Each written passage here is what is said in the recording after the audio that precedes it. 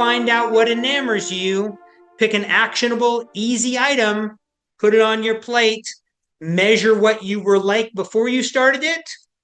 Now measure something about yourself after you've started it and try to gamify so you can become addicted to the health gains that you are amassing. Welcome to the podcast. Today's guest is Dr. Mike Studer. Dr. Studer is a neurologic physical therapist and one of the world's leading voices on training the brain for Healthspan. He's published over 40 scientific articles, written multiple books, and really is a leading authority in this area. We're going to talk about debunking some of the common aging myths that are still out there. Michael explained neuroplasticity in a way that we can all understand, and he'll explain the difference between dual and multitasking. Quite significant. We'll talk about the role of stress and recovery, and ultimately our conversation centers around a theme of what is right for you. You and I are each an N of one. What works for you isn't the best for me, and what's the best for me isn't the best for you.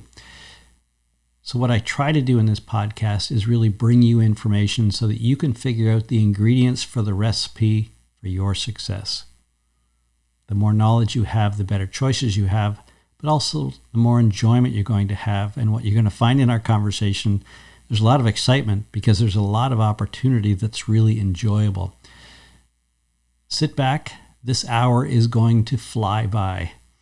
I can't wait to have Mike on another show, but for now, let's enjoy this.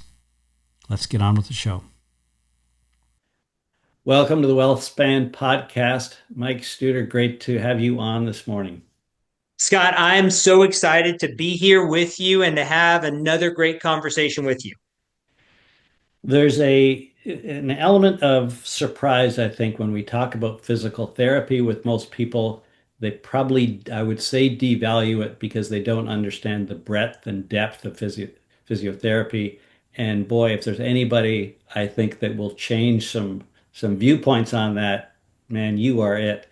How did you first start in? Because clearly you're at a level that I've never run across in this space before, but clearly you started from some point that we can identify with. God, it's a somewhat tragic and somewhat humorous story. I'll keep it brief. The tragic part, my grandfather had a stroke when I was a junior in high school. He came from northern Iowa down to our southwest Missouri home, stayed with us for a few weeks, and I watched him recover from stroke. I didn't realize how much of an imprint that had on me, but I went to college, got a scholarship, had to go to this college because it was a full ride scholarship. I wanted to be attached with a major league baseball team in some way. I tried to walk on to the University of Missouri's baseball team, walked on, made it through several trials, et cetera, et cetera. I'll spare you that.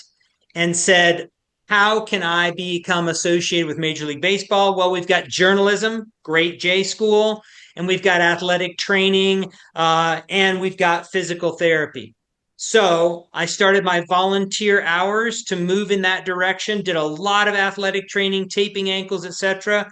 Walked into a neuro rehab clinic in a hospital and said, wow, this is where I belong, helping people recover the capacity to walk as compared to the capacity to run 90 feet faster. Sorry, baseball, I love you, but here's where I'm going. That's my story. Cool. It clearly has set the that guiding light for you all the way through, and I think I share that. I didn't have that moment. Mine was a lot of breadcrumbs along the trail, I think, but it's for our listeners. Ultimately, this is going to be a central theme of our conversation because for you and I, it's clearly understanding cognition in terms of the influence that each of us as individuals has over it is far greater than I think most appreciate, and it's very hands-on. And so I think you're going to shed some light on some of the things that you've learned along the way, and that we can start to build into our lives. If maybe the place to start that is kind of the public perception of aging, right? Anyone who's at the front end of aging, and there aren't that many of us, quite honestly. There's a Right. lot of people at, I would say, the back end that kind of catch you when you fall. Mhm. Clearly, you and I are at the front end around what are the things we can be doing during our midlife and our adult years that are going to influence life today and the decades ahead of us. And so I think that's something that I think you've clearly spent a lot of time at. Maybe you can kind of talk about your views of aging relative to maybe what a lot of people think aging is about. Ken, I'm happy to. I'd love to start with the first part of that question that you're talking about with regard to cognition, because that's where a lot of individuals have their greatest allocation of fears and misperceptions about aging. When I get to be 75 years old, it'll be normal for me to have memory errors. Oh, there's one right now. I wonder if it's going to happen to me sooner. So the tip of the tongue phenomenon causes people to now begin to say, I should have remembered his name or that address or this phone number. And now you have a confirmation bias that I'm going to lose cognition and there's evidence of it. Now I'll watch for more instances of it. And now that actually fear promulgates my witnessing of my memory or attention errors, which actually magnifies the errors and causes them to become more frequent. Now let's come to the second part of your question, just aging as we look at fitness parameters of the body. I'm going to become frail. Falling is normal. What do you expect? She's 80 years old. Should he still be running? And we have things that happen on the physiologic level. Yes, you're going to lose some strength connection with motor units. You won't be as powerful as you were when you're 20. Yes, you'll lose some things on the endurance level, VO2 max, and measures accordingly there. But here's the main talking point on this that I think is important for us to be salient is that we have this misperception that the trajectory is going to go from a maximum fallacy of when I was 20 and when I'm 75 or 80, that it's just going to be a precipitous and rapid decline that increases in its trajectory every single decade. It's not the case. The maximum fallacy causes us to think that it's just going to go down, but then we just throw our hands up and think there's nothing that can be done about it. And if in fact you don't do anything about it, you are subjected to three things: the physiology of aging, society's expectations of aging, and the choices you make because you don't think you can do anything about it. Now you have accelerated and lived the prophecy out. As you're talking there, I'm thinking of something as simple as gait speed. Yeah. Yeah, it's one of the metrics, probably the best, I'm guessing, that we have over the whole lifespan because, it's that first steps at around 12 months of age nominally, right, through to our last steps.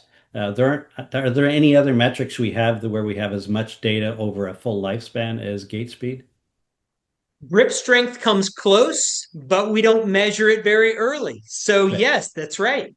Right. So I just happened to generate some data the other day to look at. We're pulling different data together to look at what does that look like on a percentile basis over a lifespan. And it's really quite interesting, right? And so early 20s is typically the peak for gait speed.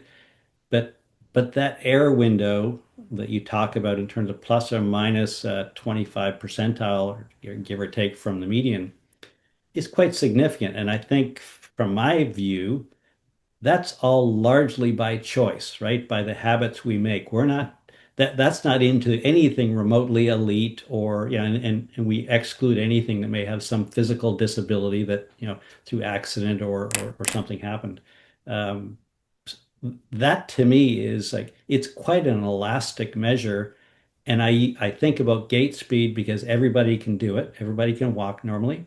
Um, and it's so easy to identify with, and it's going to be a great representative for all the other things we talk about in function. I think I would say equally equally trainable. Is that fair to say? That is fair to say. There's many things that can be done about it directly and indirectly. And you're exactly right. It not only reflects itself, gait speed, but it also reflects your capacities in balance, potentially your mental health, cognitive health, and it actually indirectly both effects and reflects many other attributes of health. You're exactly right. So maybe if we hit on one of the other hot topics, because you brought it up earlier, VO2 max.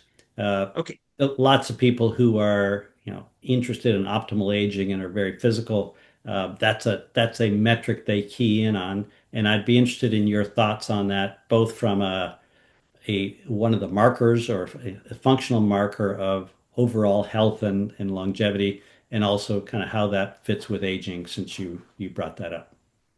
I think there's three big perspectives on the VO2 max conversation. The easiest one to set out of the direction first or to set aside first is, in fact, that it likely is a very good biomarker for an individual's health and health span, and as it's been tied and proven, lifespan. Yes, it is. Now, let's talk about the correlational problems with just looking at VO2 max. The correlational problems are an individual that has latitude in their lives to engage in exercise may also have greater affluence and time in their lives to procure other health measures and activities. So we have a small sampling bias there, which is similar to selling grip strength as something that I should just work on grip strength and therefore I'm not going to fall because people that have greater grip strength have greater body strength and lower fall rates. Well, there's a correlational problem that's not necessarily causation because rarely, even though you want to make a big leap and say, well, if your grip strength is great, you'll catch yourself when you're falling. Not so fast, okay? People that have greater grip strength have been lifting weights, they've been active, they've been doing hanging from a bar, they've been active, they stay vocational. So did the grip strength actually do it or the work that got them the grip strength? So let's think about that when it comes to the VO2.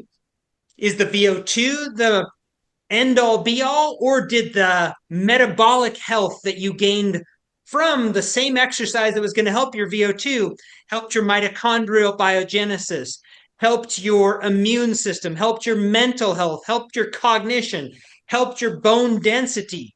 So let's remember that VO2 might in fact just be a great representative of a lot of things that you're probably doing right in your life. Then the last part about that comes into, and this is part three, truly how trainable is VO2 and what's the best science to train there. And I think there's a lot of seesawing back and forth. Zone two, high intensity interval training. It's got to be this 2 days a week of that. And everyone wants to be very sensational and feel like they know the actual facts to it. And the fact is, the best and healthiest thing is for us to admit we don't have perfect science on it right now. And the best science is the N of one of what this individual is inclined to do, what machines they have access to, what enamors them and lights up their dopamine, what they have commitment devices in the form of other people that are going to join them out for a run. So let's just be backpedaling on it one step. Let's understand that VO2 max is great. It's got some limitations, and there's also some personal characteristics that we're not valuing yet. Great. Yeah, that's the most thoughtful answer I've got from anybody on that question, because it's a topic that I enjoy and I write and I talk about it with some frequency. And I'd maybe add that perhaps one of the reasons it's also so popular is it's of all the functional measurements we do, I think it's the most composite because it's reaching into strength and power, cardiovascular and recovery, more so than any of the others. Not to say that the others are all singular, but it is more composite in terms of it's pulling more data or recruiting more of our our functional resources than most of the others, right? Agree entirely. It would be very hard for an individual to get any sort of scan, lab value, assay, or other test that actually touches immune, mental, cognitive, physical, metabolic, and you really can't. And mitochondrial energy systems, it's representative multidirectionally. Yeah. Man, you're going to be the perfect guest here because that was my next question because you Mm, raised it up once already and you just raised it up again in terms of mitochondria. So mm. if we think about again, what are good associations with VO2 max? Think about mitochondria density and mitochondria quality or efficiency or effectiveness. What have you kind of learned as you've looked at that from probably a number of perspectives over time?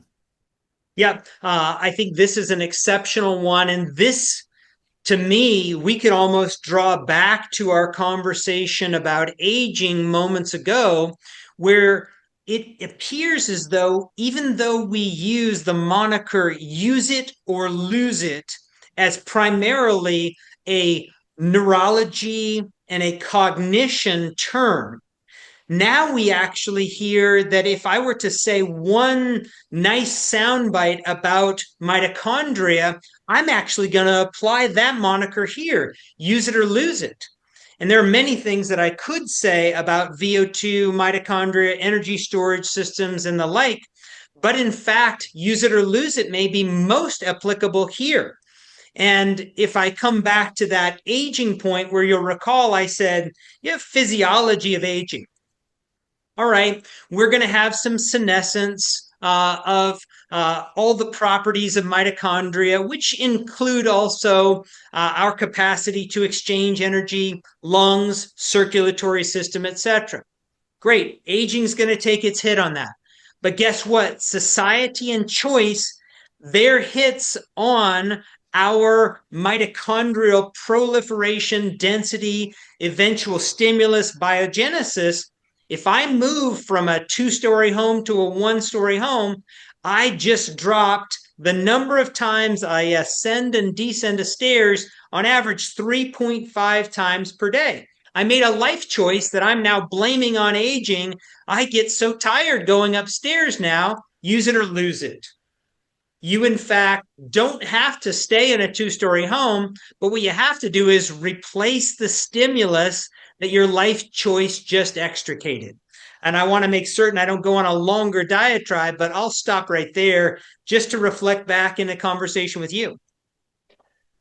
You said what I've said to people many times, and it's because I get involved a lot in housing, trying to advise. Just yesterday, I got called by a newspaper trying to write an article on housing for aging, and it's the ranch style home versus the multi-story home, and so I think what it raises up is this key point, which I think applies to a lot of people in understanding how to get the right amount of stress into your life, right? And so while doing steps in your home is good, it forces you to do steps. The flip side is in later years, the risk associated with that, if you're getting up in the night or things, has an inherent risk of a fall. And Mm, so if you want to go to a single level home, replace the exercise of steps, right? The steps in your home they aren't your exercise gym, right? yes. Think about where your exercise can come from alternatively. That's not,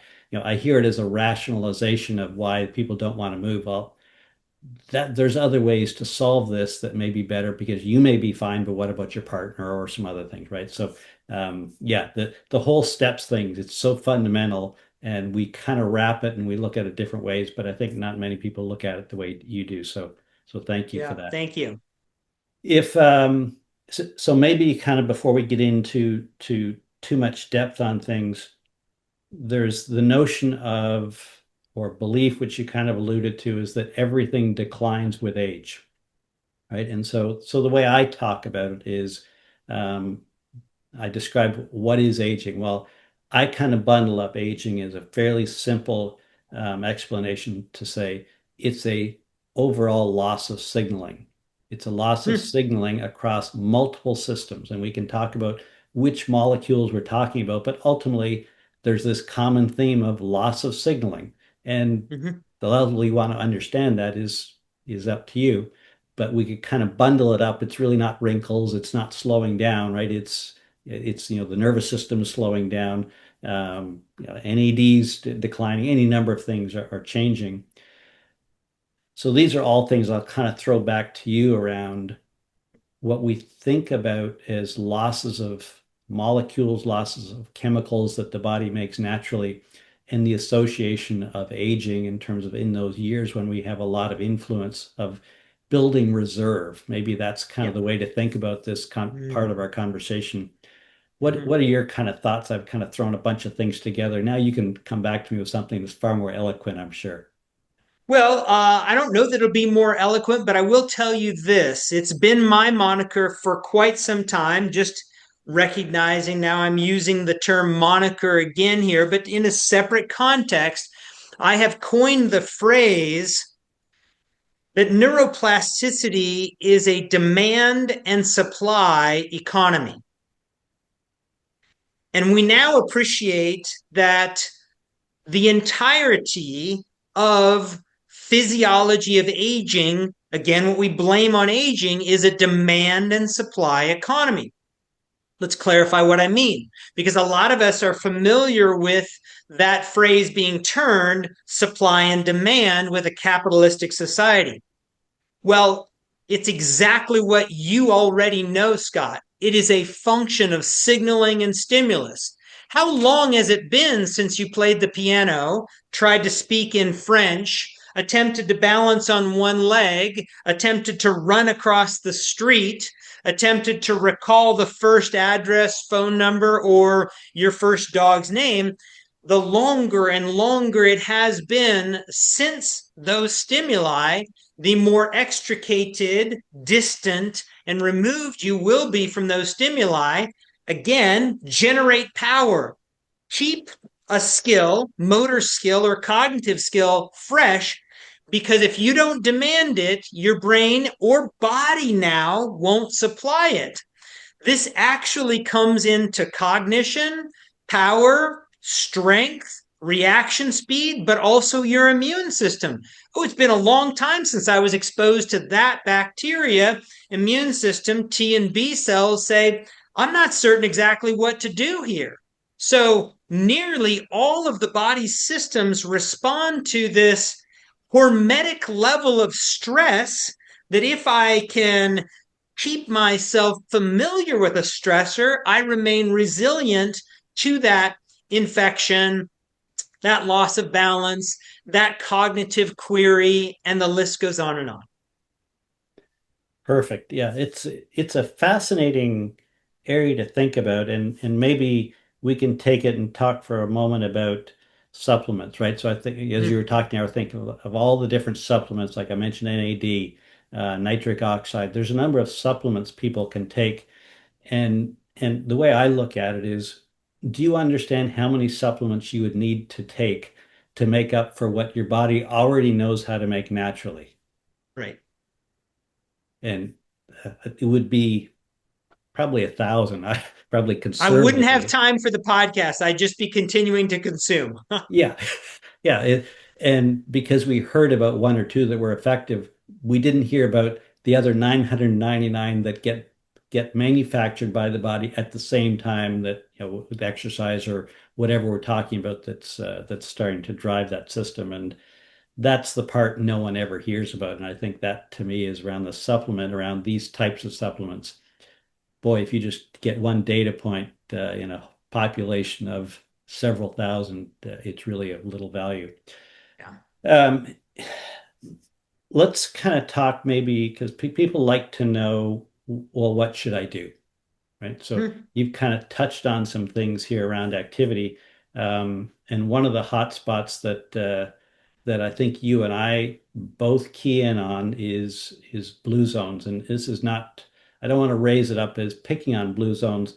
I'm Sure. more saying around an awareness and an understanding of what blue zones is and why it's had some I think positive impact, but also what it isn't for you as an individual. I think you've got some really interesting thoughts on that.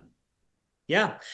So I think that's right. To be of a positivity mindset to see what we can actually gain from these data pools is very helpful. It's the only thing that's actually constructive and value add rather than being destructive and pick something apart.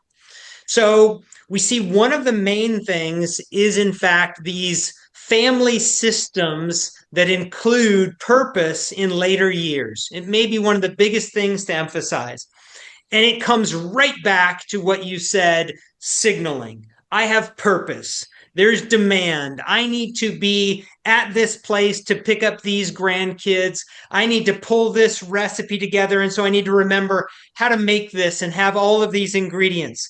I need to remember the sequences behind how to create this craft so I can teach it to you as well. So we have purpose.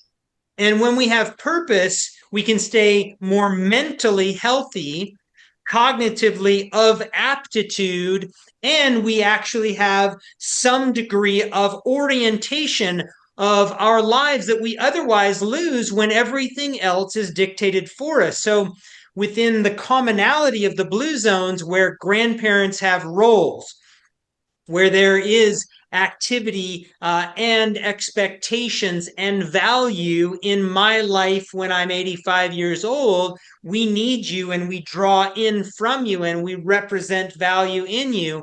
That may be one of the most singular aptitudes that we can learn, replicate, and procure from the Blue Zone studies right there. Because remember, if you believe and your society believes that let me do that for you, you're too old to, we'll take care of this and you don't have to worry about that, then all of those stimuli that go around with that, you now have lost because you didn't use demand and supply. Yeah, it's and I think within that, um, there is no recipe, right? We talk about like, so I use an example. We again, not to pick on the blue zones, but I think it's just a great topic for people to lean into to understand more. And we know if you look at the blue zone diets, for example, they're remarkably different. Mm-hmm. So it says there's more going on here than just eating this way. Clearly, Right. that way, there are many ways of eating really well, not one way. And I think it kind of leads to, for people looking for the quick and easy answer, I would suggest it goes to maybe, and that's oddly enough, one of the most popular aspects of Blue Zones is a weight loss program, right? And I kind of say, if your goal is to lose weight, uh, I'm not interested in having a conversation with you because that's not the goal. That's one outcome of a much bigger and richer goal around kind of health span outcomes, near and long term. The weight will take care of itself, and you'll land at a much healthier place fairly naturally, wherever that is individually.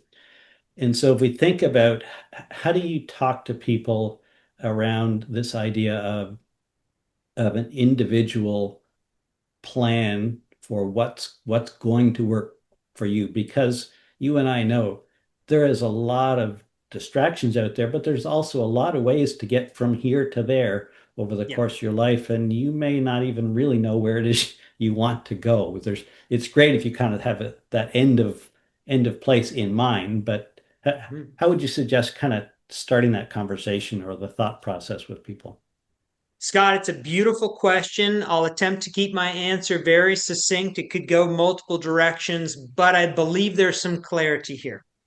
There's five main pillars that we can act on, levers that we can pull, five main pillars or categories. We've talked about some of them already.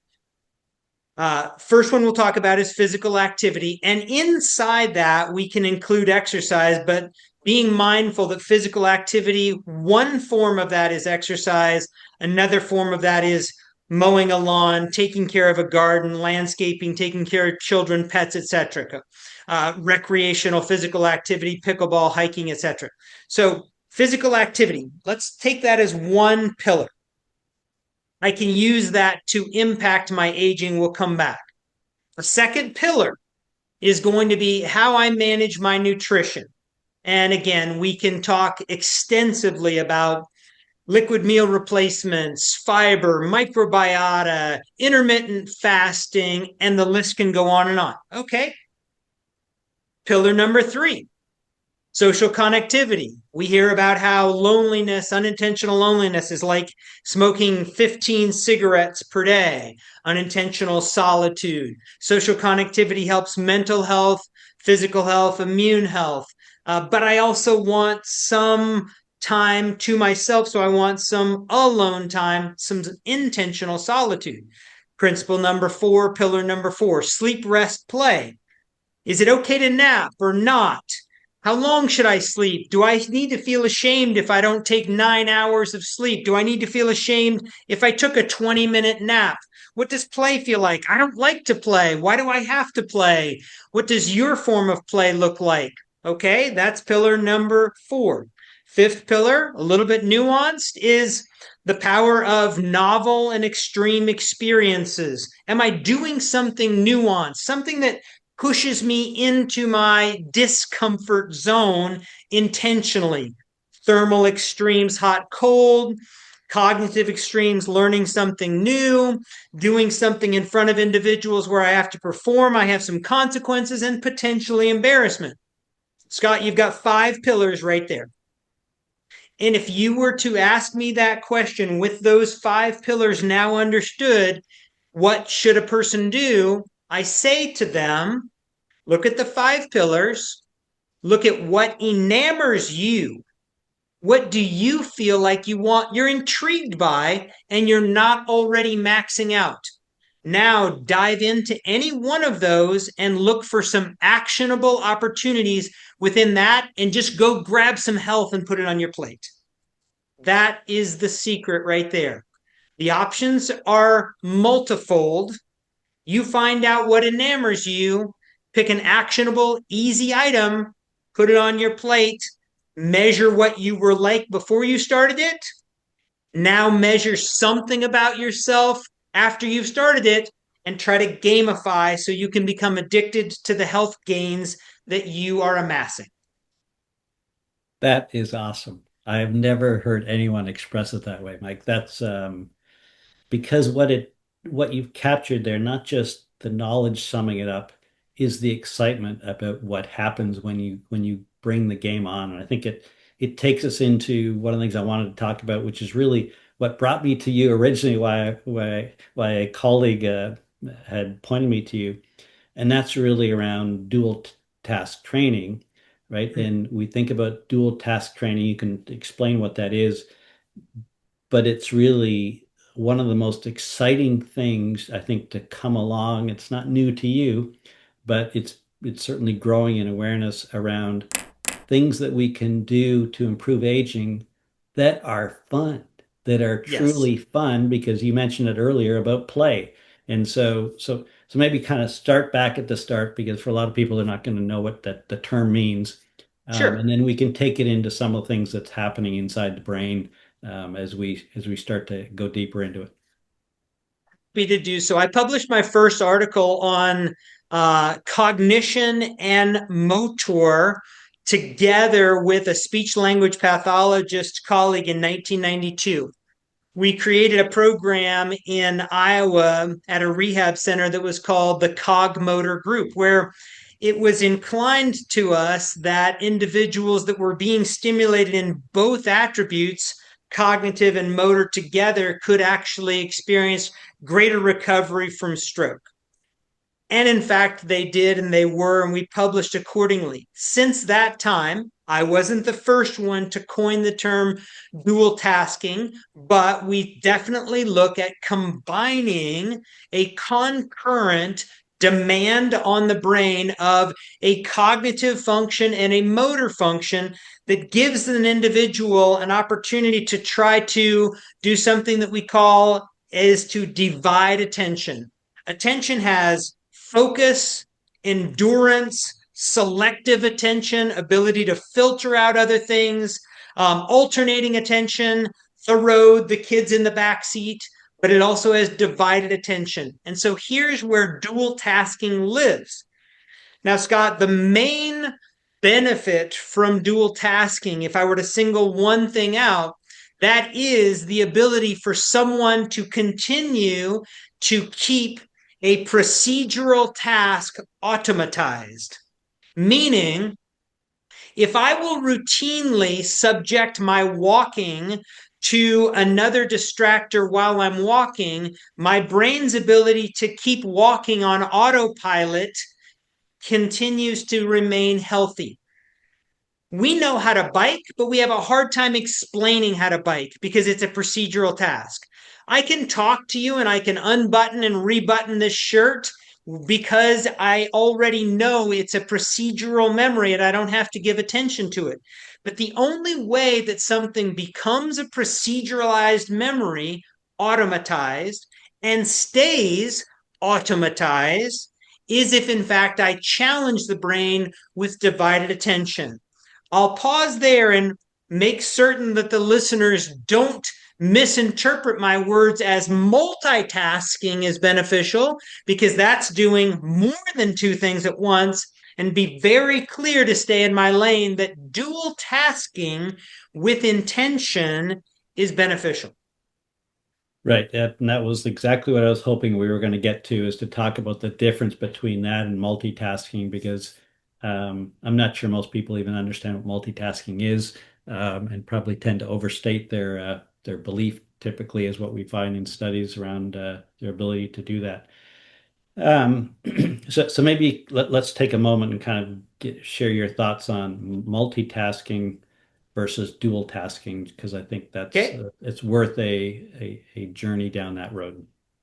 Indeed. So you'll recall moments ago, I said that we could have alternating attention. What's on the road ahead of me? What are the kids in the background doing, or in the back seat doing? And if you're alternating attention, you're doing what's known as task switching. And in fact, that's what happens in multitasking when I have three or more stimuli, plates that are spinning, if you will, figuratively. I'm never paying attention to two at the same time. I'm just prioritizing which one needs my attention right now. Here's the main problem with that: there's no learning to be done when we're task switching. There's no automatization, there's no procedural learning, there's no health procurement to be had.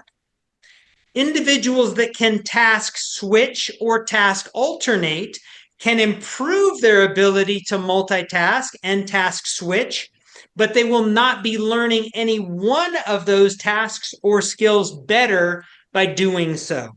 In divided attention, you can create proceduralization and learn the inherent tasks better.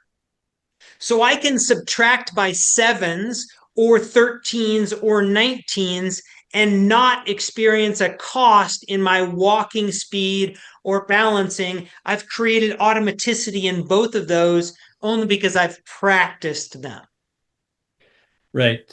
So you touched on something, and I just want to go back to, because you went over it so quickly that most people will probably not grasp what you just talked about. So that's the Mm, simple, we're talking about a walking test where you go for a walk. So we'll use the example of a mile walk test, a time to mile. mm. You go and you've got some walking speed, and now you're going to go the next day or whenever and do it. And now we're going to add cognitive load on top. So maybe just kind of talk through so that people really get it, because there's a lot of places to go once you get the basic concept. That's right.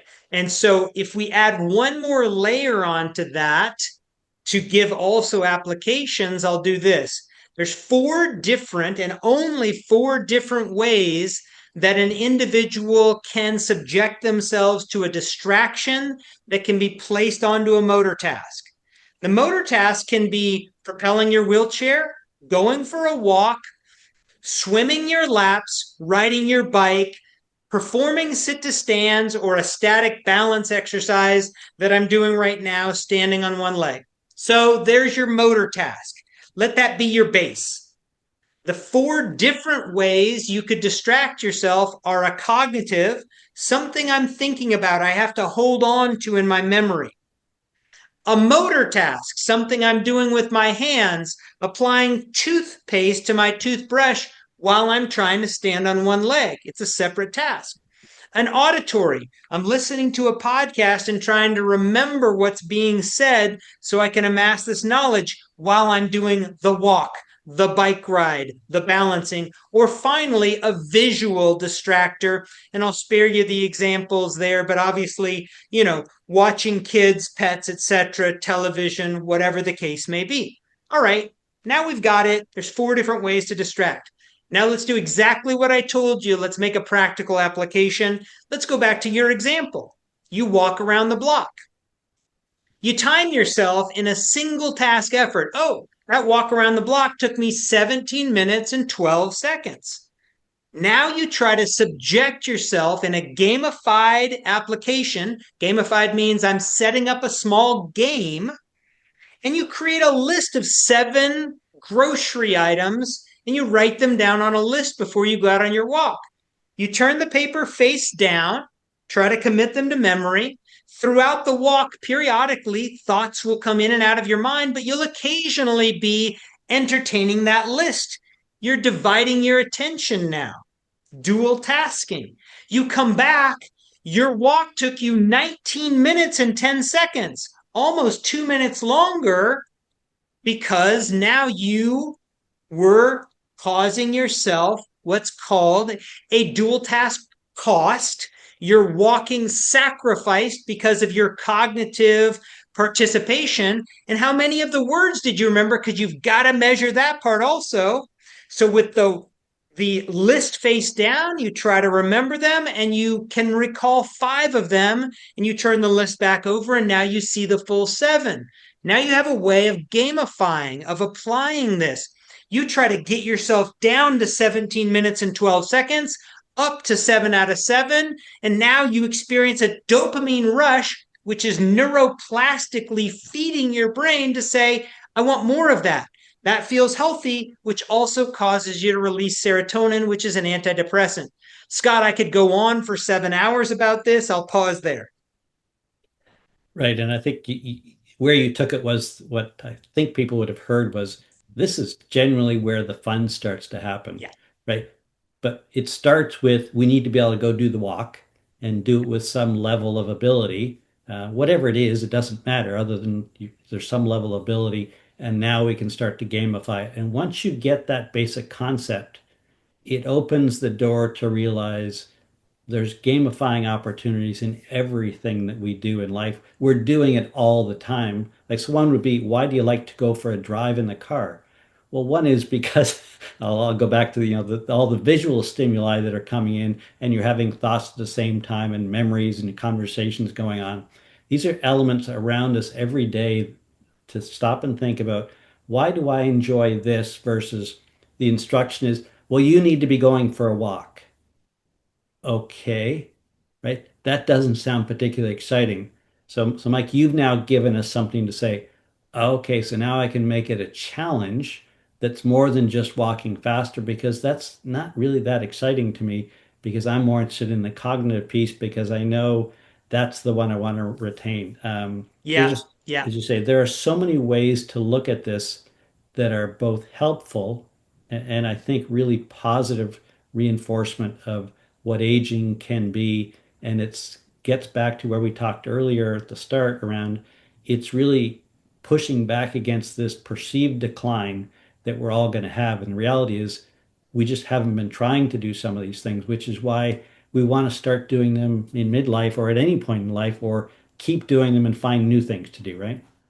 Yeah, that's 100%. And Scott, we've estimated that I've probably served over 25,000 different people in my 35-year physical therapy career. And the one singular thing that I can tell you is unique, or I should say, is the resonant, consistent through line or theme throughout my relationship with all 25,000 of those individuals is that I'm making an attempt to engage that person at their level with their interests. And you hit on this beautifully, because if I regulate or coerce or guilt or prescribe anything to you, we no longer have 32-ounce soda fountain drinks, whatever you call them.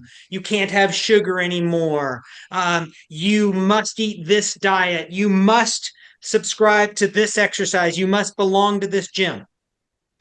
Then I have negated the individual and I've negated the benefit of engagement. So if I were to dual task with someone, I'm not going to prescribe the grocery item list for every single person.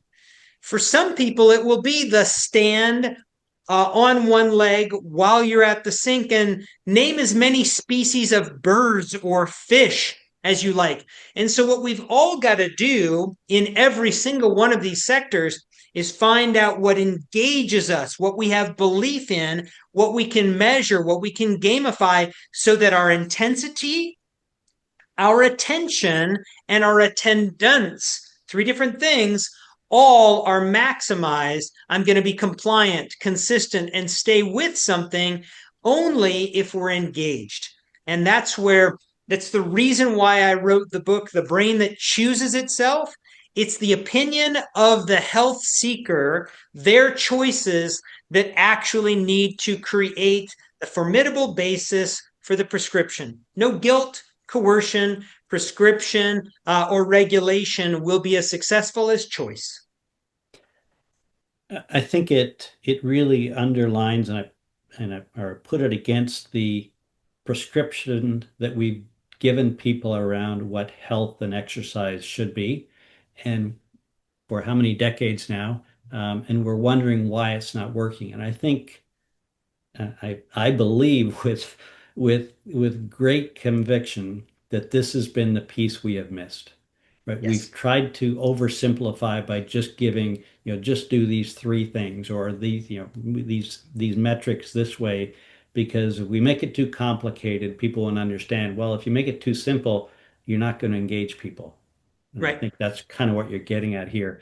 It Exactly. has, I will say it has made my interest and my belief around the impact that we can have by adapting this approach far more significant. I was at a talk recently at a medical conference and updating what would be the exercise guidelines for the next iteration. I guess it's every 8 years. And I sat there and I thought, oh my God, they haven't heard any of this. It's the same thing, right? And they're just trying to give the same message differently. So it's not going to come from there, right? Which is not surprising, because if we're looking for these things, that generally isn't where they're going to come from.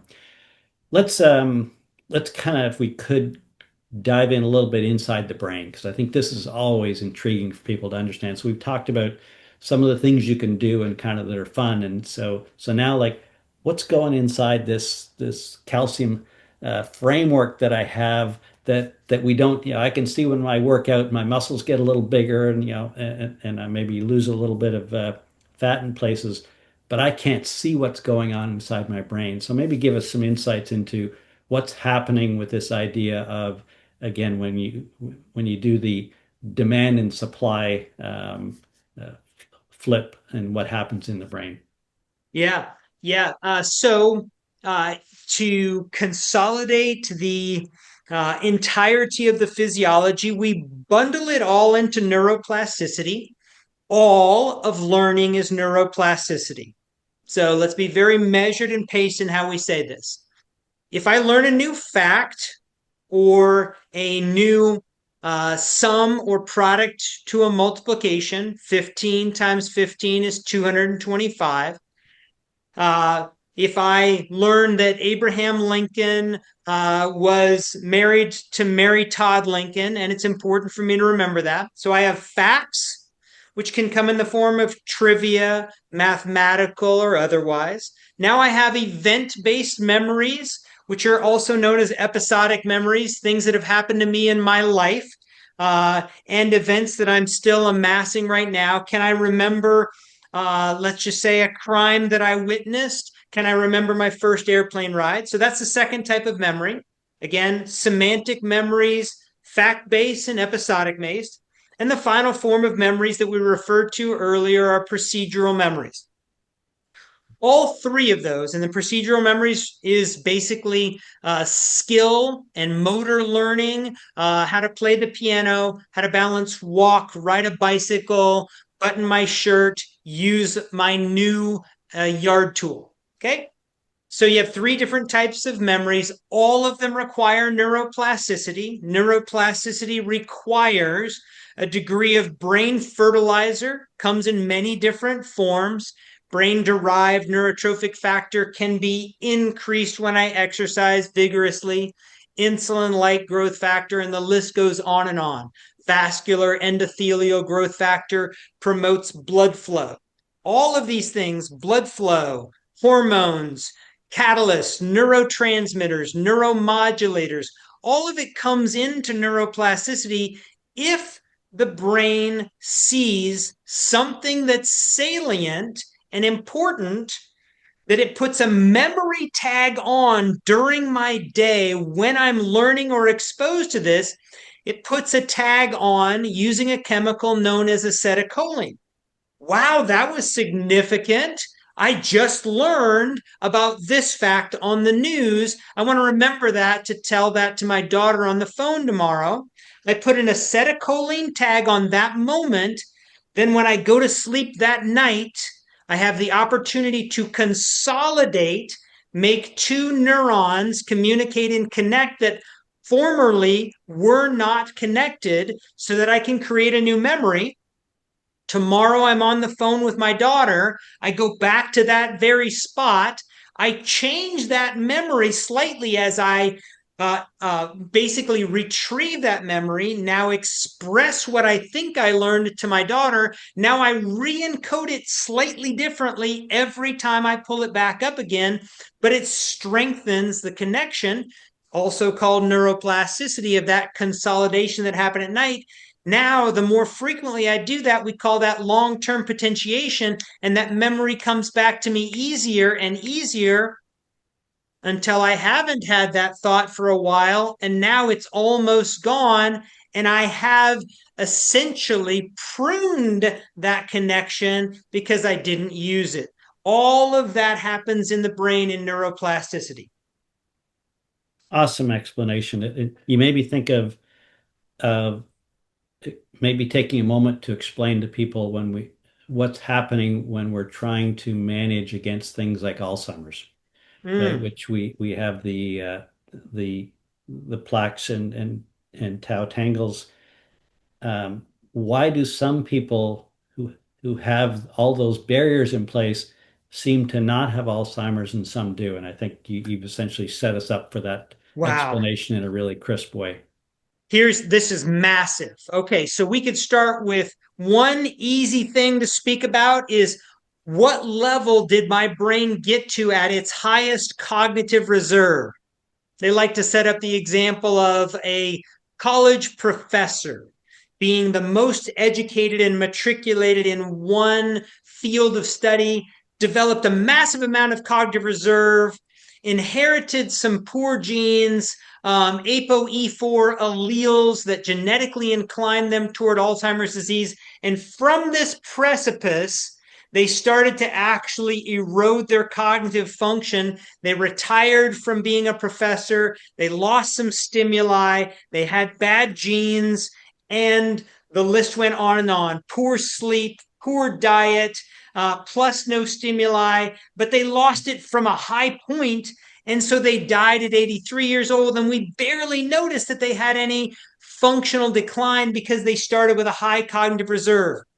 Opposite theme that I don't have to go through, an individual that didn't stimulate and build high cognitive reserve experienced the same trajectory, but they started from a lower point.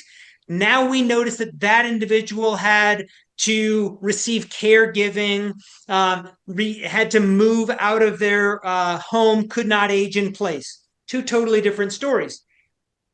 Now we actually have the considerations here that an individual could have all of these brain health levers that they could be pulling. I engage in occasional high intensity physical activity. I fertilize my brain. I slept well and was able to not only consolidate memories because I'm learning new things, but I also use something known as the glymphatic pump that actually takes the small cells that are not nerve cells in my brain and it pumps cerebrospinal fluid and creates a dishwasher like effect in your brain, washing out some of the bad metabolites that could build up.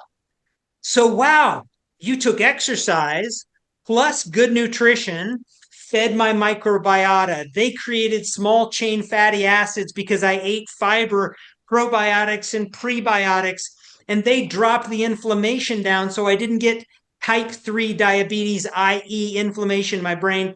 Plus, I slept well, used the glymphatic pump, kept my social connections high, experienced novel extreme experiences, did some thermal extremes because, oh, by the way, Scott, exposure to heat seems to protect individuals that have a high predisposition genetically to Alzheimer's disease. They experience or express Alzheimer's less. So, wow, I just blew your minds, listeners or viewers, because there's so many things that you can do about it rather than just say, I got bad genes. Mom turned out this way. I'm going to turn out this way also. A lot to do. Wow. Yeah, it and it goes, I think, right back to where we started, right around what are your expectations, and which we've talked before about beliefs, and you will become what you will based on your beliefs and expectations. And so if we've done nothing else here in our conversation, I hope we have expanded your beliefs beyond what they were even before, even if they were high. I think we've been able to underline several areas where there's just so much opportunity. I think for what we've got today, this is probably a good place to wrap it up because I feel like we have dumped on a lot of information here. And I've thought of a couple areas which maybe we can come back at some point in the future and do a deeper dive on some specific areas. Because I know as we take people through the learning journey here, we got to kind of bring them along and then kind of go deep in some areas when they're ready. But it's just, again, I find this whole area, I am so energized around what we can do with it, and what we're, again, because it's untapped. I find it really hard to believe that people like you and Rob Winningham and others have been doing this for so long, but we haven't yet really raised it up at the level that I'm sure it will be in the next 5 years or so, because it's happening. It's clearly Yeah. happening now. And so your conversation with me is just one little step to help move that forward. Yeah.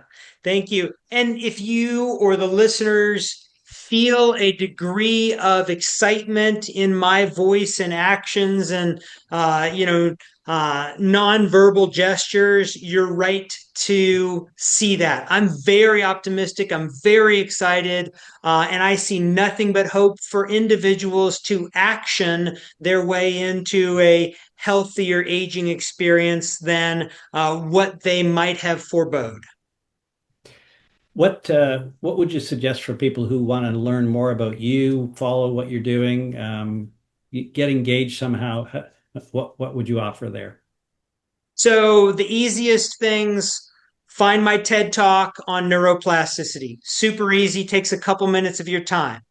Um, do any sort of Google search on me, and you're going to take days worth of going through everything that you could possibly watch, podcasts, YouTube's, writings, articles that I've written, etc. But if you want the deepest and most consolidated um, dive that actually gives you a representation of what we've talked about here today, again, apologies for selfish plug here, and that would be just go to my book, The Brain That Chooses Itself, available Amazon, Kindle, Audible, etc. I narrate it because I go through all five of those pillars and I do it in 3 layers that helps people at whatever level of education they've got. Every single chapter has the basics, and then only if you feel like you want to go further in that sector, it says, here comes the deeper dive. Do you want to go or not? It's all about choice. You want to try to take on the higher level of material. In every chapter, I have a TLDR. Too long, didn't read. Just skip right down to there if that's all you can do. And then find yourself. Breathe into whatever space you want to and impact your life positively in the way you chose to do so. It's fascinating work that you do, Mike, and I'm just so excited to have been led to you, and I look forward to all that you continue to do and to contribute to this area of really high value and high value content and certainly high need in the space we're in. So thanks for taking time out of your day to spend time with me and with our audience here. Just full of learning. Thank you so much. Scott, thank you. And your contributions should be similarly applauded as well. Your book and the approach that you're taking maximizes gamification to a level that I certainly recognize and appreciate. So I want to thank you back reciprocally for your contributions as well. Thanks. Well, we all work to move the needle a little bit, and I'm just happy to be part of the team. So thank you. Thank you. Hope you enjoyed today's show. Great to have you part of our over 10,000 strong Healthspan community. Remember to subscribe if you'd like to learn about our upcoming shows. And as always, make sure you provide some feedback, whether that's a thumbs up or a comment, a question. They're all welcome. If you'd like to subscribe to our quarterly newsletter, you can do that at wealthspan.com. We're always looking for show ideas, or maybe you think you'd like to be a guest. Again, please reach out to book a motivational talk or inquire about our leadership workshops. Email me at info@wealthspan.com. Until next time, stay engaged, stay curious, and take good care of you and those in your care.